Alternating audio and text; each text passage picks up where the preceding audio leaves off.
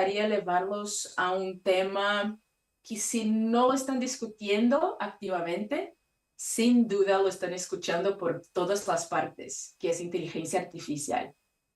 Este será un momento para explorar la inteligencia artificial a luz de la seguridad del paciente. Y para hacerlo, vamos a retroceder en el tiempo hasta el año 66, 1966, y retomar una referencia cinematográfica que espero que todos acá la conozcan, que es la película de Sergio Leone, El bueno, el malo y el feo. Yo pienso que en español se tradució El bueno, el feo y el malo. Y esta película es un western clásico y tenemos 3 personajes, cada uno con motivaciones y valores distintos, y los 3 compiten por encontrar un tesoro que está escondido en medio del caos de una guerra civil estadounidense. Y lo interesante es que aunque todos están buscando el mismo tesoro, los caminos son distintos. Hay alianzas temporales, hay traiciones, hay decisiones morales que son ambiguas. Y en este contexto de la inteligencia artificial, creo que este nos sirve como una metáfora poderosa, porque el bueno representa el uso ético y seguro de la inteligencia artificial en salud. El malo simboliza los riesgos, los abusos potenciales. Y el feo, que para mí es el más interesante, encarna esas zonas grises, donde la tecnología aún no está todo madura y puede ser mal implementada o mal interpretada. Entonces, así como en la película, necesitamos navegar este territorio, ¿no? Con inteligencia, con estrategia y este sentido ético, para que la tecnología realmente beneficie a quienes más importan, que son los pacientes. Entonces, ese es un poquito más acerca de mí.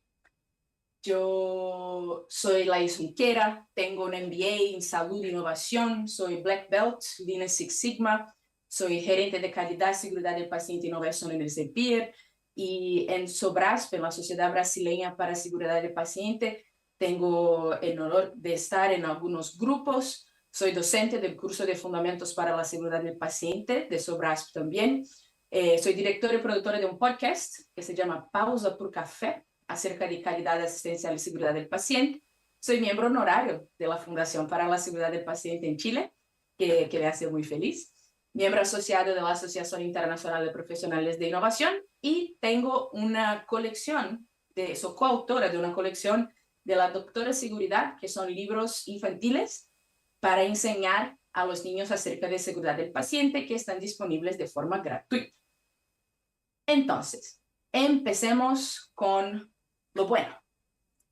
¿Qué tenemos hoy en la literatura? Y aquí voy a enfocarme un poquito más en inteligencia artificial generativa, porque cuando hablamos de inteligencia artificial necesitaríamos acá de 3 horas por lo menos para cubrir todo. Entonces voy a enfocarme un poco más en inteligencia artificial generativa, que es la que está un poco más cercana de nosotros y cercana también de los pacientes.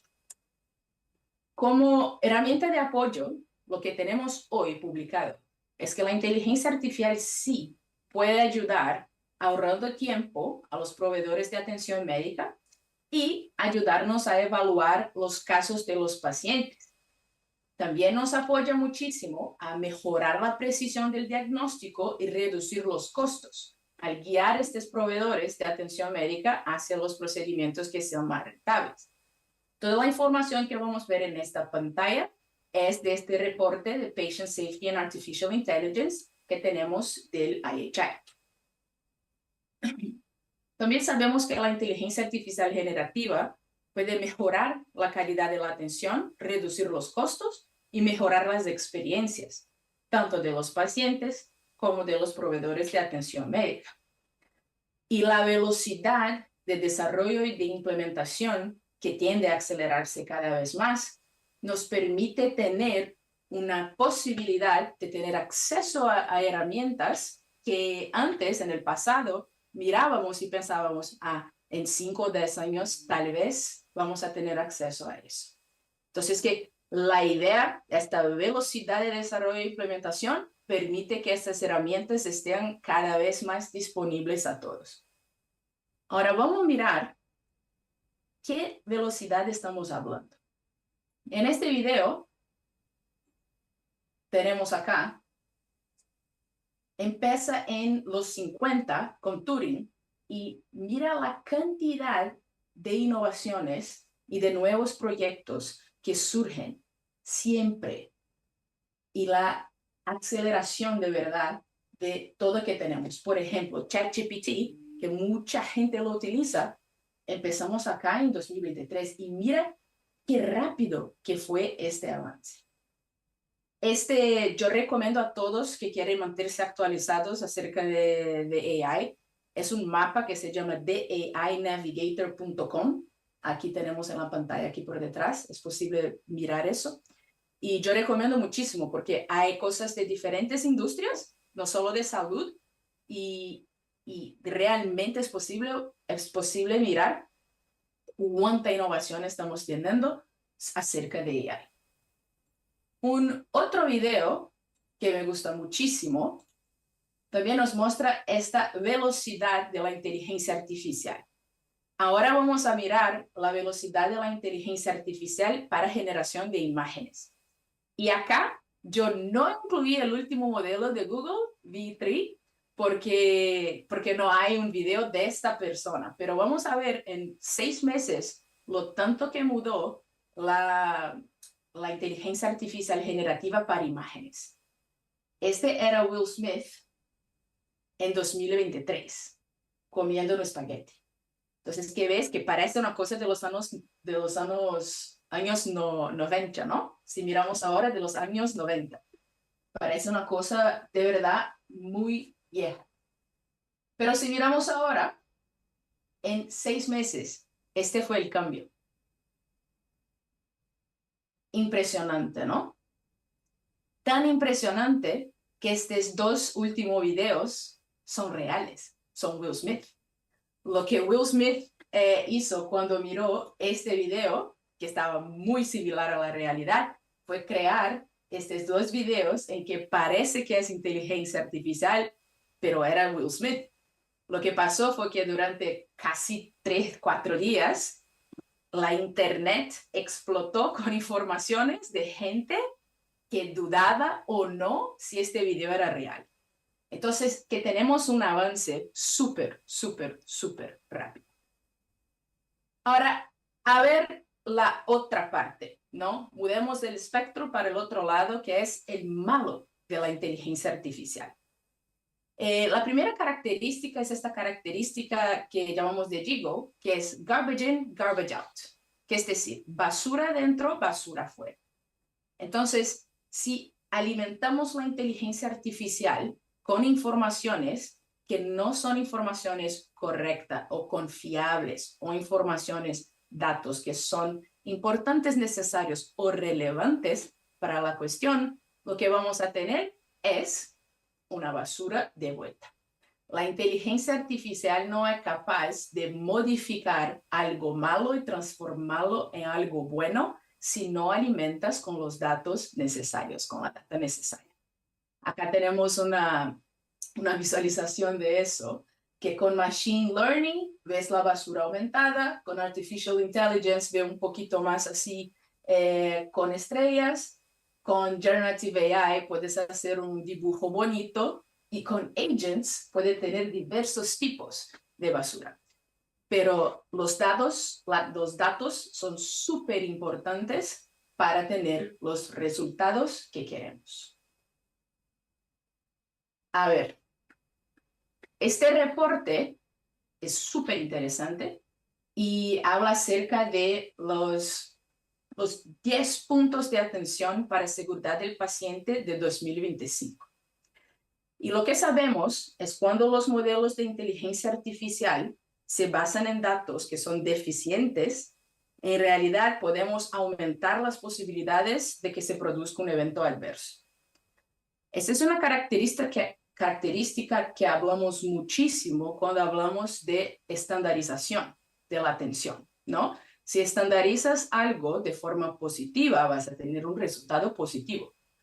Pero si estandarizas algo de forma negativa, lo que vas a hacer es estandarizar el error o estandarizar la práctica que no es la práctica más positiva que puede tener. La misma cosa se pasa aquí con AI.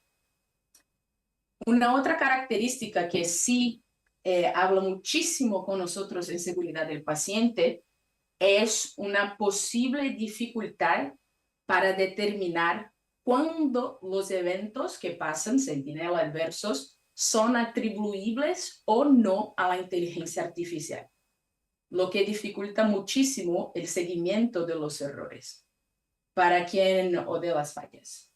Para quien trabaja con seguridad del paciente, sabemos que ni siempre es la cosa más fácil hacer el tracking de los eventos que pasan. Y ahora tenemos un otro elemento que puede dificultar, si no es implementado de forma correcta y positiva como parte del sistema, que puede impactar también esta parte. Y tenemos que ciertos modelos de inteligencia artificial ya demuestran sesgos relacionados a la raza, estatus socioeconómico, género, orientación sexual, y eso puede exacerbar las disparidades de salud. Yo estoy en Ámsterdam, pero yo soy brasileña, como ya pueden ter oído por mi portuñol y mi acento, y eso es una realidad muy importante en países como Brasil, que es tenemos siempre que pensar en cómo no exacerbar las disparidades que ya tenemos. Entonces, si los modelos son entrenados con un sesgo importante en relación a raza, género, estatus socioeconómico, lo que vamos a hacer es estandarizar el sesgo. Entonces, que esa es una característica que también es súper importante cuando hablamos de las partes de atención de la inteligencia artificial. Lo que tenemos en este mismo reporte es que la inteligencia artificial, como pueden ver acá, figura como la segunda de las principales preocupaciones de seguridad del paciente de este año, que es la falta de gobernanza de la inteligencia artificial en la salud. Y vamos a ver un poquito más acerca de eso en las próximas diapositivas. Ahora hablemos del feo, que para mí es el más interesante porque el feo no necesariamente tiene mala intención, pero sí el resultado de lo feo es un resultado negativo. Entonces, por ejemplo, lo que tenemos ahora, esto claramente no es proposital, pero tenemos sí una gran brecha en alfabetización de los profesionales de la salud y de los responsables de la toma de decisiones acerca de inteligencia artificial. Y eso dificulta muchísimo un uso responsable y la implementación eficiente de las tecnologías de inteligencia artificial. Hay un mapa de un estudio que no está acá, perdón, pero hay un mapa de un estudio muy interesante que muestra la diferencia de los países y de la confianza en la inteligencia artificial generativa, en los resultados. Y al ver estas diferencias, hay países en que el 90% de los profesionales sí confían en las respuestas que tienen de inteligencia artificial generativa que están ahí en el mercado. En otros países ya vemos el opuesto, que no confío en nada. Entonces, importantísimo es entender esta brecha de alfabetización que tenemos hoy. El segundo punto acá es algo que es inherente a la inteligencia artificial generativa, que es el concepto de black box. Esta falta de transparencia y dificultad en el análisis crítico.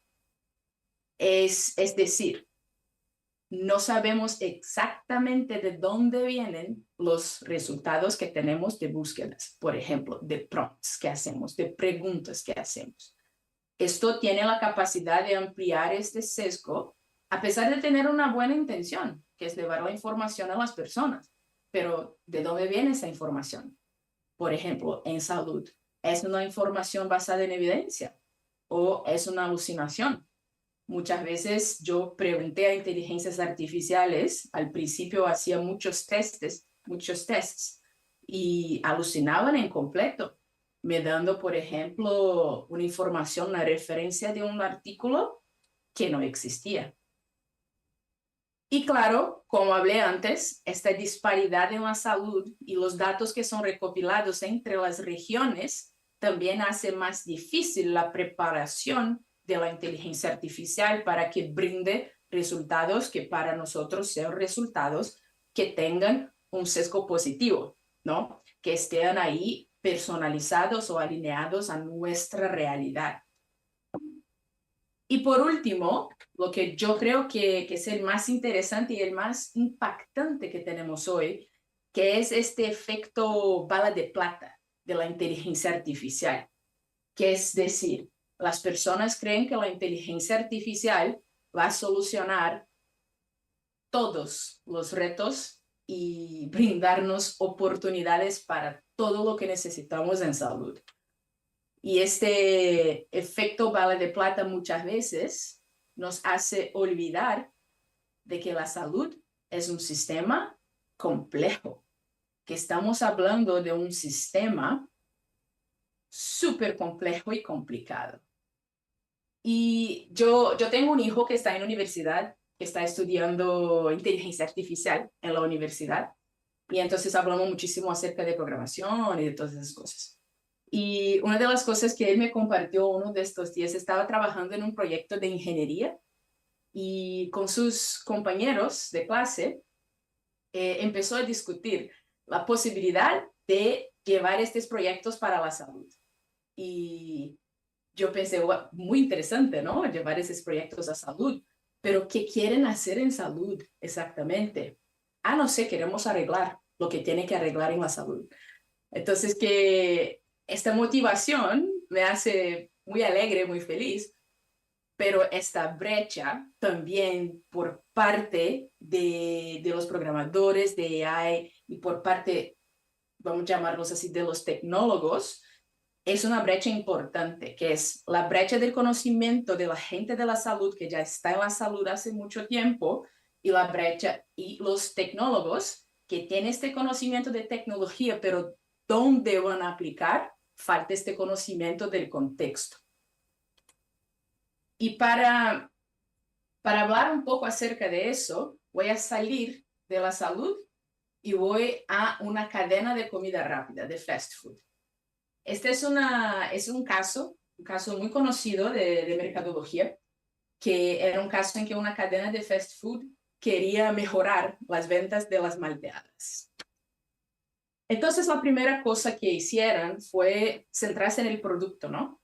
Pusieron en más sabores, más toppings, hicieron las malteadas más cremosas que la competencia y sin resultados para aumentar las ventas. Luego empezaron a hablar con los clientes, a comprender los clientes. Crearon grupos focales, preguntaron cómo mejorar estos milkshakes, utilizaron los comentarios y cambiaron la receta. ¿Qué pasó? Sin resultados significativos. Luego empezaron a centrarse en el segmento de mercado. Entonces, perfilar el mercado, con seguimientos, calibraron las malteadas, todo iba súper bien, pero sin resultados. Entonces, uno de los investigadores del equipo redefinió el problema para entender por qué la gente le compraba una malteada. ¿Por qué? Y primero observaron que la mayoría de los clientes compraban esta malteada solos, con ropa de trabajo, antes de las 8 de la mañana. Y solo compraban una malteada. Y entonces preguntaron a estos clientes, pero ¿por qué están comprando una malteada? Y lo que descubrieron fue que la gente compraba este milkshake porque el viaje para el trabajo era súper aburrido, que no tenía nada que hacer, estaban en el carro, ido a la oficina y no tenía nada que hacer. Entonces, a estos consumidores no les importaba el sabor. Lo que necesitaba era algo de consumo inmediato y la malteada hace ese trabajo mejor, por ejemplo, que unas cabritas, que una empanada, que otra cosa. Entonces, ahí sí, los investigadores pudieran empezar a crear soluciones listas para usar. ¿Qué necesitaban a estas personas? que la compra de las malteadas fuera simple, rápida, objetiva. Yo voy, compro y me voy a la oficina. Y al crear estos kioscos de autoservicio, las ventas subieron sin tener que cambiar el producto. ¿Y por qué yo le estoy contando esta historia? Porque una cosa que veo muchísimo en inteligencia artificial hoy es la falta de comprensión del contexto en que estamos. ¿Por qué los profesionales de salud o los pacientes necesitan de esta inteligencia artificial? ¿Para qué? ¿Cuándo? Y para reflexionar un poquito acerca de eso, voy a poner en la pantalla aquí una ecuación que es una ecuación creada por Theodore Levitt y por Christensen, que fueron los dos que crearon este marco de innovación, que es cuando contexto, quiero, motivación para poder, resultado. Por ejemplo, cuando reviso un caso complejo que no responde al tratamiento estándar, quiero orientación a hacer diagnósticos diferenciales que incluyan enfermedades raras para ampliar mi racionamiento clínico. Y me gustaría invitarlos ahora, por cerca de 2 minutos, que saquen sus teléfonos e escriban desde su perspectiva, que puede ser una perspectiva de paciente, por ejemplo. Cuando me voy al hospital, quiero, ¿qué quieres cuando vas al hospital? Y para poder, ¿cuál es el resultado esperado? Entonces, les doy un par de minutos para hacer esta reflexión, para que tengamos ahí un contexto en donde la inteligencia artificial sí puede agregar valor a nosotros. Los dejo por 2 minutos a hacerlo y yo voy a hacerlo también.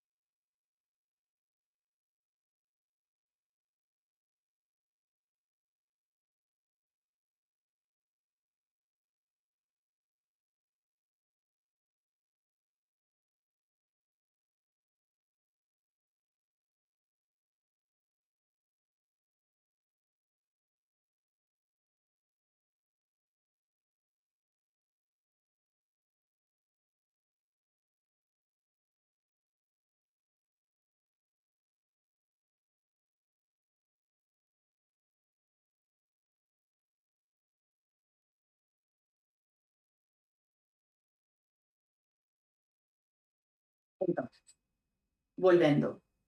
¿Y cuál es el contexto en relación a seguridad del paciente en que se inserta la inteligencia artificial? Lo bueno, lo malo y el feo. Lo que sabemos es que en los países de ingresos altos se estima que 1 en cada 10 pacientes sufre daños mientras recibe atención hospitalaria. En países de bajo y medio ingreso este número es aún peor, estamos hablando de 4 en cada 10 pacientes. La estimativa es que errores diagnósticos contribuyen a aproximadamente 10% de muertes de pacientes y 6 a 17% de los eventos adversos en los hospitales. Claro que eso tiene un costo que también financiero, que es alto. El consumo representa hasta 12.6% del gasto total en salud en los países de ingresos altos. El costo social del daño, que es una estadística que para mí es una de las más impactantes que tenemos en seguridad del paciente, se estima entre 1 y 2 billones de dólares por año. A mí me gusta mucho mirar por esa perspectiva de costo social, porque cuando hablamos de costo social, no estamos hablando apenas acerca del costo operacional del daño, ¿no? Por ejemplo, un paciente sufre una caída y tiene que hacer una cirugía, por ejemplo, en la cadera. Entonces, los costos serían los costos relacionados a esta cirugía y a la estadía del paciente que sería aumentada. El costo social evalúa qué pasa con alrededor de este paciente. Por ejemplo, Ahora este paciente es una mujer, madre solo de 5 hijos. ¿Qué va a pasar con estos 5 hijos, con estos 5 niños que no pueden ir a la escuela, que no tienen la mamá en casa para cocinar, que no tienen la mamá en casa para trabajar, porque es una mamá sola, que no puede ir a trabajar para traer la plata? Entonces, este costo social es más grande que el costo logístico o el costo operacional inmediato, directo, es decir, de la seguridad del paciente. Y la eliminación del daño podría impulsar un crecimiento económico mundial en más de 0.7% al año, que es más que muchas economías crecen al año. Y entonces, ¿qué hacemos nosotros en hospitales, en seguridad del paciente, para cambiar esta perspectiva? Hablamos muchísimo de sistemas seguros. Hoy por la mañana oímos, por ejemplo, la parte de Errare Humano del 1999, ¿no? Que hablaba muchísimo de este sistema seguro, que es un proceso, un conjunto de procesos seguros. Lo que les invito a mirar es una mirada un poco distinta, que es la toma de decisiones como parte integral de este sistema y no como una parte alejada del sistema que es responsabilidad exclusiva del individuo. Lo que estamos hablando acá es de verdad entender la toma de decisiones como un elemento central de un sistema seguro en salud. Y para eso tenemos que una característica aparece muy fuerte, que es la práctica basada en evidencias, con los valores de los pacientes, la expertise clínica y la mejor evidencia disponible.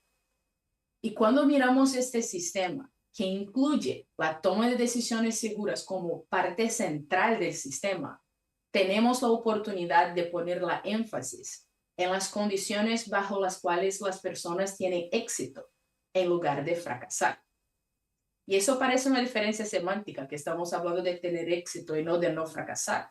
Pero una cosa es decirte, vas a tener éxito. Otra cosa es decirte, no te preocupes que no vas a fracasar. Son cosas súper distintas. Y para tener éxito tenemos que tener la parte de la toma de decisiones seguras. Para eso necesitamos conectar personas, procesos, conocimiento y tecnología. Pero para entender la toma de decisiones como parte del sistema, necesitamos entender cómo se toman las decisiones y el contexto de la toma de decisiones. Antes de pensar en la inteligencia artificial como apoyo para la toma de decisiones, necesitamos entender cómo tomamos decisiones.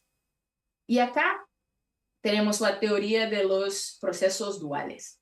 Esta teoría fue creada por Epstein y Hammond hace mucho tiempo y hace poco tiempo se quedó más popular por Daniel Kahneman en su libro Pensando rápido y despacio. ¿Qué tenemos acá? Tenemos dos sistemas en el cerebro que funcionan al mismo tiempo durante una toma de decisiones. El sistema 1 es un sistema que tiene un enfoque rápido, automático, intuitivo del cerebro. Por ejemplo, si manejas un carro, cuando te sientas ahí para manejar, no vas a pensar, ahora voy a sentarme acá, voy a poner mis manos en el volante y voy a empezar a manejar. No, te sientas ahí y te vas. No piensas antes de manejar. El sistema 2 es un modo más analítico, más lento de la mente, donde domina la razón. Por ejemplo, si no tiene un barco, si te doy un barco y te digo, por favor, que lleve este barco desde acá hasta acá. Al empezar a pilotar el barco, si tú no tienes un barco o no sabes cómo hacerlo, tiene que pensar, entender, ok, ahora esto no es un carro, ¿cómo voy a manejar este barco? Y empieza el modo analítico del cerebro para entender qué tienes que hacer. En un hospital, por ejemplo, podemos tener el sistema 1, llega un paciente a urgencias con la mano en el pecho, tú miras y ya sabes que este paciente está teniendo un infarto. Pero este paciente, este sistema 1, pasa un poquito, este paciente en realidad es una mujer de 50 años que pasó por un trauma hace 2 días y cuando mira la imagen, ves que es la síndrome del corazón partido, Takotsubo. Ese es el sistema 2, comprendiendo los diferentes contextos, analizando los datos para dominar la razón. Voy a poner una pregunta en la pantalla y no tienen que contestarla en voz alta. Pueden contestar para ustedes mismos, pero tienen que contestarles 5 segundos. Aunque yo termine de leer, son 5 segundos. A ver. En un cine, una gaseosa y unas cabritas juntas cuestan $10.50. Las cabritas cuestan $9 más que la gaseosa. ¿Cuánto cuesta la gaseosa? En 5, 3, 2, 1. Si pensaste 1.50, esta respuesta está incorrecta, porque 1.50 más 10.50 nos lleva a 12 y necesitamos llegar a 10.50. Entonces la respuesta correcta es 10.50. Yo hablo muchísimo de toma de decisiones y utilizo muchísimo esta analogía, esta pregunta, para ejemplificar cómo el sistema 1 funciona, que pensamos muy rápido. Tuve como 2 personas de más de 1,000 que lograron la respuesta. Entonces, que después me cuenten si alguien logró la respuesta correcta para que yo cambie para 3, 4 personas. Pero a ver, en la salud, ¿cómo esta teoría funciona en la toma de decisiones? Esta teoría ayuda muchísimo, porque muchas veces sí necesitamos del sistema 1 para manejar un carro, para ver un paciente que es un caso clásico, que necesita de una atención muy rápida. Pero cuando tenemos casos complejos, altos niveles de estrés y falta de tiempo, lo que tenemos es que esta estrategia, que sí puede apoyar, ahorrar tiempo, dar lugar a diagnósticos correctos y resultados favorables, cuando tenemos pacientes más complejos, cuando los médicos están más estresados o cuando hay falta de tiempo, sí es más propensa a errores. Sumado a eso, tenemos que el conocimiento clínico no es estático. Este es un número de artículos publicados en la biblioteca de COVID-19 de la OMS. Tenemos casi 730,000 artículos a texto completo solo acerca de COVID. Y la biblioteca ya cerró, entonces que ya no tenemos más artículos ahí disponibles. Pero si una persona tuviera que leer todos estos artículos, ¿cuánto tiempo piensan que esta persona se tomaría para leer esto todo? Yo hice un cálculo muy rápido, que fue si una persona va a leer 20 artículos por día, que es decir, solo va a leer artículos, no va a hacer más nada. No hay atención al paciente, no hay comida, no hay nada, solo artículos. Se tomaría 99 años para leer todos esos artículos. Y la pregunta es, después de estos casi 100 años, ¿sería relevante esta información? Primero, tiene que vivir todo ese tiempo, ¿no? No sé si ya nació la persona que va a vivir todo este tiempo, pero así comúnmente. Pero, ¿cuál es la relevancia de eso? Y lo que tenemos también es que un profesional puede tardar hasta 32 minutos para encontrar una respuesta a su pregunta, dependiendo de la tecnología y de cómo está buscando esta pregunta. Entonces, lo que tenemos es un sistema interesante, un sistema con práctica basada en la evidencia de sistemas seguros, pero ¿cómo podemos entonces hacer con que este conocimiento llegue a los 2 componentes principales del sistema, que son los procesos y la toma de decisiones? Y ahí sí entra la inteligencia artificial como una herramienta que puede apoyar a impulsar este conocimiento. Entonces, importante lembrarnos y entender de verdad este contexto en que se inserta la inteligencia artificial, que es un contexto en que necesitamos de sistemas seguros, necesitamos tener esta visión sistémica de la toma de decisiones. Tenemos una sobrecarga absurda de información y podemos sí utilizar la inteligencia artificial para encontrar respuestas. Pero eso no es todo, porque hay más cosas entre el cielo y la tierra que reza nuestra filosofía en buen portugués. Y entonces nos encontramos acá, al final de la película, que es decir, cómo hacer con que el bueno, lo bueno, logre al final más cosas que el malo y que el feo. ¿Cómo podemos hacer con que sí de verdad logremos a tener los aspectos positivos de la inteligencia artificial? Y las recomendaciones que tenemos, aquí tenemos un artículo de JAMA, de los reportes de IHI, ECRI y también un reporte de UNESCO. ¿Cuáles son las recomendaciones que tenemos hoy para eso?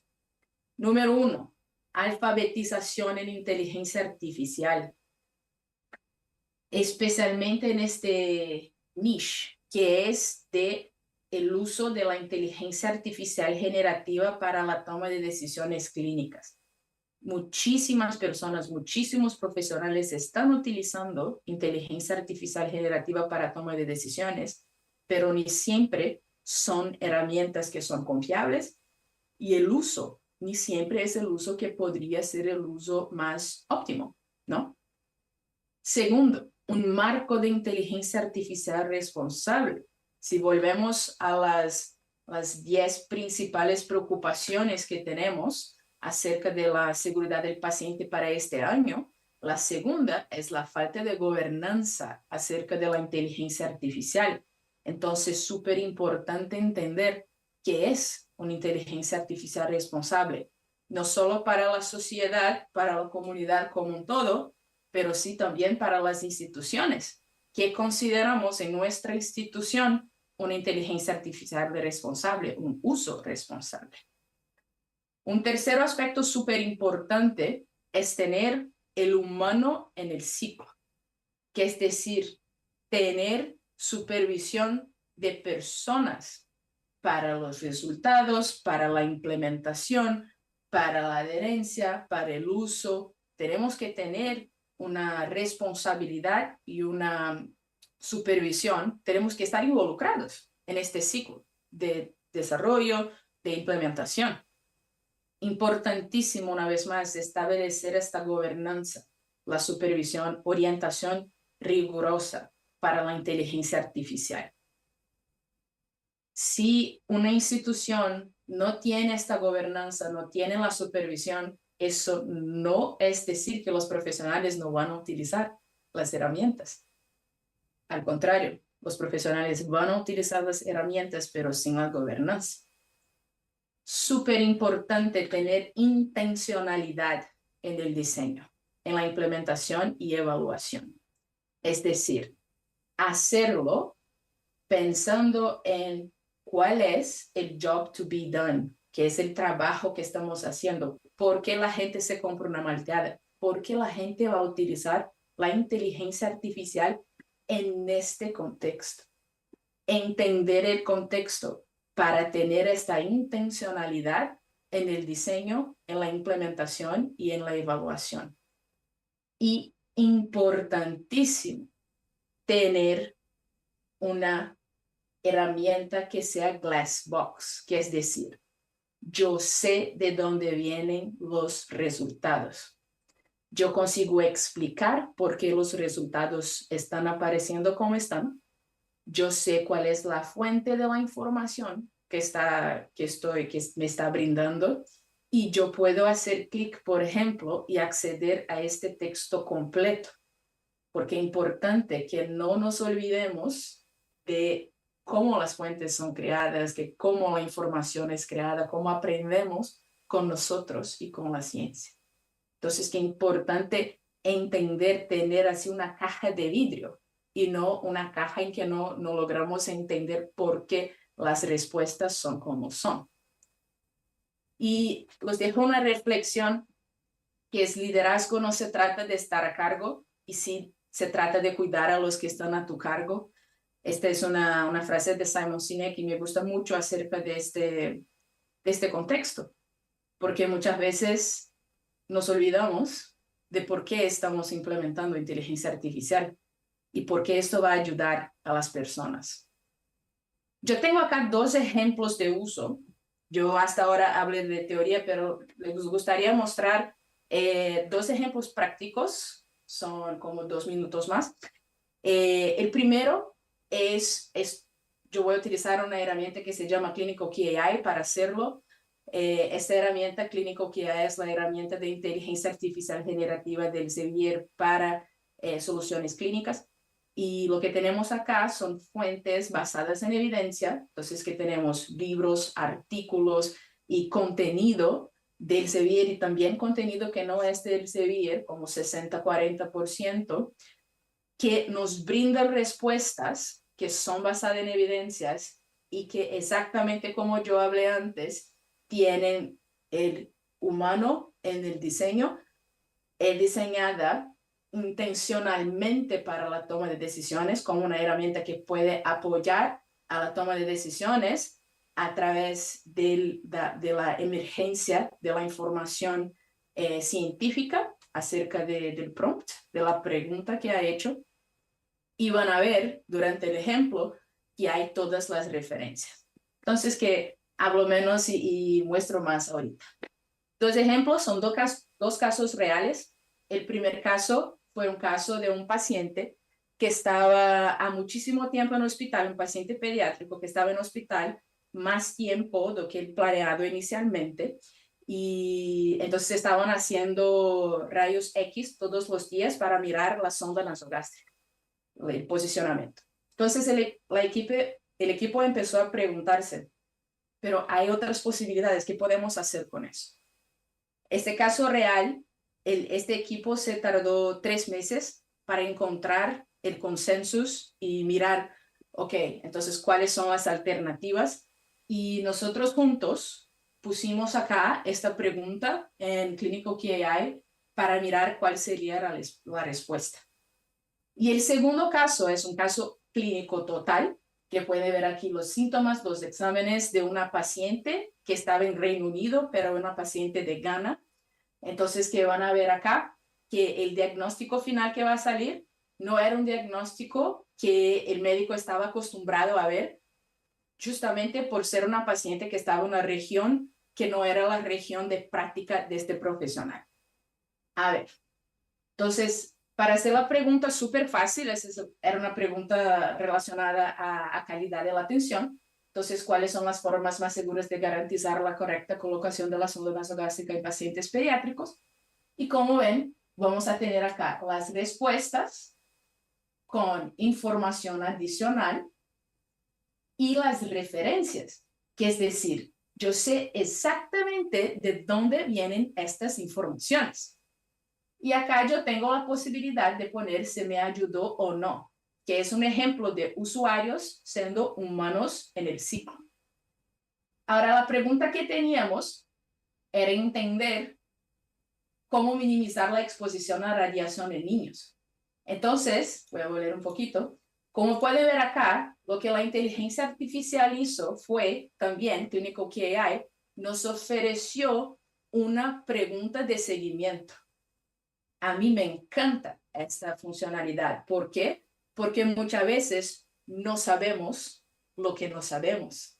Entonces acá vemos una aplicación de una teoría que se llama nudge, que es apoyar también al usuario a hacer una otra pregunta. Entonces hizo mi segunda pregunta y Clinical Key AI va acá. La primera cosa que hace, por ejemplo, como puede ver, es repetir la pregunta, porque para garantizar que tenemos ahí toda la información, que estamos hablando la misma lengua. Y acá vamos a tener una vez más los resultados y las referencias relacionadas a este resultado. Al clicar en las referencias, tenemos acceso al texto de esta referencia. Ahora vamos a ver el otro ejemplo del uso para toma de decisiones clínicas, ¿no? Este caso que yo hablé de la paciente de Ghana.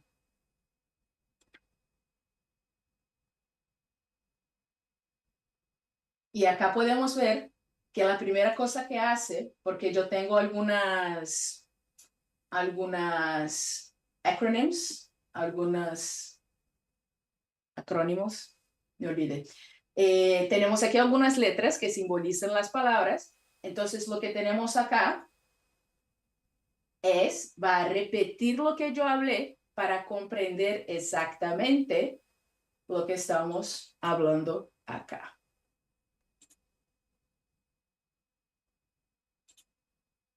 Y como puede ver, vamos a tener los resultados. Esta paciente tenía una linfadenopatía tuberculosa que no es muy común en Reino Unido. Y acá tenemos una vez más todas las referencias con posibilidad de clicar y entender por qué los resultados están siendo ofrecidos así como están. Y acá tenemos una vez más la posibilidad de seguir haciendo más preguntas y comprendiendo más este caso de este paciente. Y les dejo ahora, para concluir, me gustaría dejarles un código, que es un código QR que otorga acceso gratuito a un curso sobre inteligencia artificial generativa. Solo necesitan completar un formulario súper rápido y recibirán acceso completo a este curso. Y por favor, siéntanse libres para compartirlo con sus equipos, colegas, como forma de apoyar esta alfabetización en inteligencia artificial, principalmente el uso de la inteligencia artificial generativa para toma de decisiones. Contamos con un equipo de expertos globales que guían los participantes, los alumnos, en conceptos que son esenciales de inteligencia artificial. Por ejemplo, tenemos el profesor Robert Norris, que es del Ministerio de Salud de Singapur, que habla de estrategias digitales, que habla de conceptos clave de AI. Tenemos Tim Morris, que tiene amplia experiencia en innovación, doctores Rahul Goyal, doctora Jimena Alvira y doctor Carlos Sacomani, que abordan aplicaciones prácticas del prompting. Entonces, ¿cómo hace una persona una pregunta para la inteligencia artificial generativa para tener las informaciones que sean más valiosas? Tenemos también la doctora Tamara Sumbul de Johns Hopkins, que es experta en liderazgo clínico y transformación de sistemas de salud. Profesor Aidamar Faria, que es un investigador en neurociencia y genética, que presenta otros tipos de casos de uso innovadores en AI. Entonces, tenemos este equipo multidisciplinario que combina ciencia, tecnología y práctica para una experiencia formativa única. Y yo no podría dejarles de brindarles este acceso y una vez más agradecer muchísimo al doctor Guajardo por la oportunidad de hablar con todos y decirles que estamos de verdad iniciando el camino de la inteligencia artificial. Vemos todos los días muchísimos avances y desarrollos. Tenemos en el Elsevier equipos dedicados a eso, a toda parte de innovación y la parte de desarrollo de inteligencia artificial, y todos los días tenemos discusiones súper activas, súper inspiradoras e interesantes.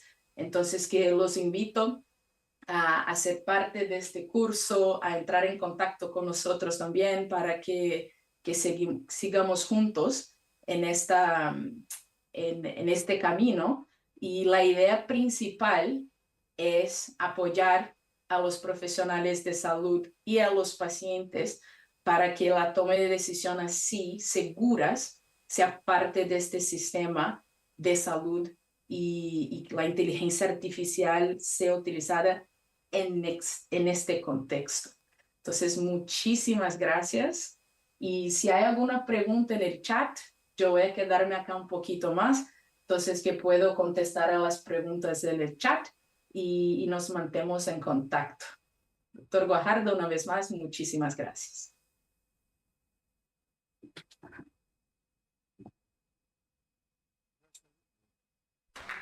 Gracias, Lais, muy amable, muy enriquecedora tu visión de esta historia para ustedes, nueva, pero nosotros los que somos más viejos ya, aparte de Netflix, no creo que...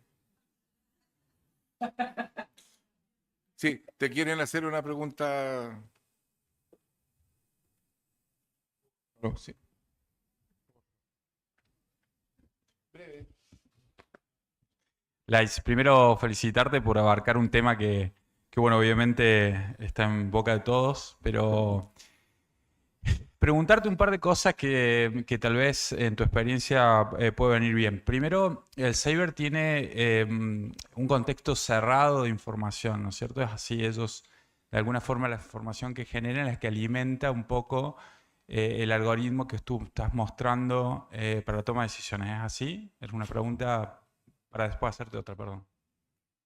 Sí, Bien, sí, es una herramienta, sí, esta es una herramienta que es paga. El curso que le estoy brindando, que estoy sí, sí, mostrando, es obvio. un curso completamente gratuito. Sí. Bien, esa es la primera pregunta. Para la segunda pregunta es si has encontrado diferencias si uno utiliza, no sé, Deep Blue, algún otro buscador de ChatGPT o algún otro buscador que tenga una base masiva de datos, cuando uno busca a un soporte técnico en la toma de decisiones médicas con respecto a lo que hacen ustedes que es cerrado. ¿Esa validación la han podido hacer? Si es sensible, si hay, bueno, dispersión de datos con respecto a lo que te trae y si, bueno, si trae obviamente información que está validada internacionalmente. Sí, sí, Bien. gracias por la pregunta. Nosotros utilizamos una arquitectura que se llama RAG Architecture, Retrieve Augmented Generation, y lo que pasa con esta arquitectura RAG es la posibilidad entonces de retrieve informaciones que son informaciones basadas en evidencias y el resultado final de eso es que no tenemos alucinaciones. La principal característica, el principal diferencial que tenemos es el contenido que tenemos, que este contenido, como ya hablamos, es un contenido súper extenso, es un contenido súper confiable, basado en evidencias. Entonces, que esta información, la arquitectura RAG, hace con que las demandas, las preguntas, vengan de este contenido que es del Sevier, pero también hay contenido de parceros, hay contenido de fuera del Sevier, y la posibilidad de creación de alucinaciones es muy bajita.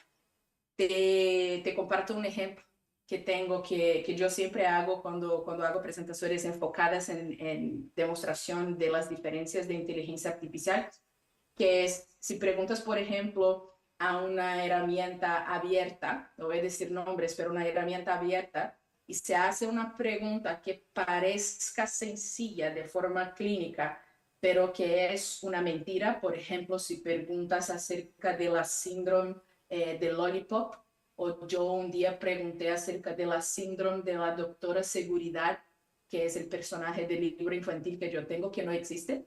Esta síndrome no existe. Y la herramienta me contestó un texto gigante de qué era la síndrome de la doctora Seguridad, de pacientes que tienen miedo de médicos, pacientes pediátricos. Entonces, que este tipo de alucinación, lo que Clínico QI hace es decirte, perdón, pero este está fuera de mi contexto, del escopo de mis informaciones, que no va a brindarte con una alucinación y sí va a brindarte con la limitación que tenemos del contenido. Eso puede parecer malo, pero en realidad es algo súper positivo porque no va a crear respuestas que no sean verdaderas, ¿no? Gracias.